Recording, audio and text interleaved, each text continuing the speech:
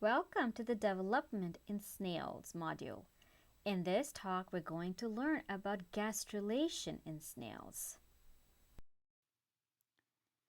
We're now going to look at gastrulation in snails. So if you remember the different steps of development, you have gametogenesis followed by fertilization, followed by cleavage, and then gastrulation.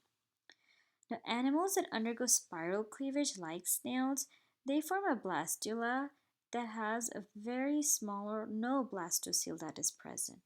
And such blastula are called as stereoblastula. And this is what we can see in the case of some organisms that undergo radial cleavage.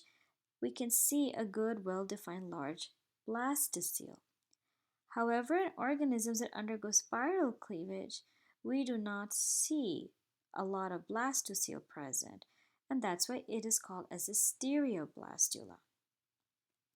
Now, during gastrulation, the blastopore forms at the vegetal pole, and that is where the macromeres are.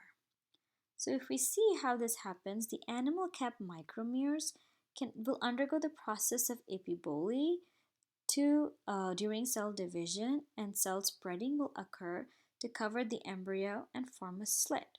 So if we focus on the picture, what we can see is the picture that's there in the blue box.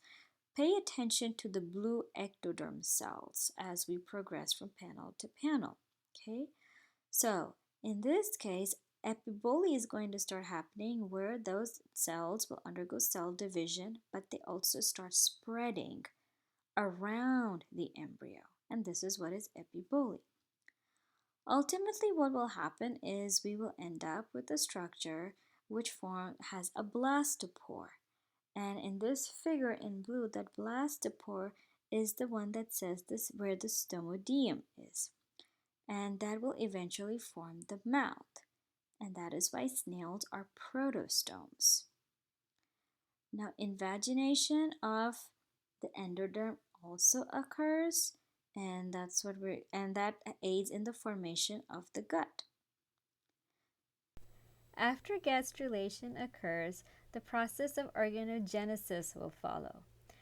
In the case of sea snails, a larval form is produced after organogenesis, which is called as a trochophore. The trochophore will then undergo metamorphosis to form a juvenile snail, and the juvenile snail will then grow to become a sexually mature adult snail. Terrestrial snails, on the other hand, do not undergo the process of metamorphosis. With this, we come to the end of our talk, where we learned about the formation of a stereoblastula in snails, followed by gastrulation and the different cell movements that occur during gastrulation.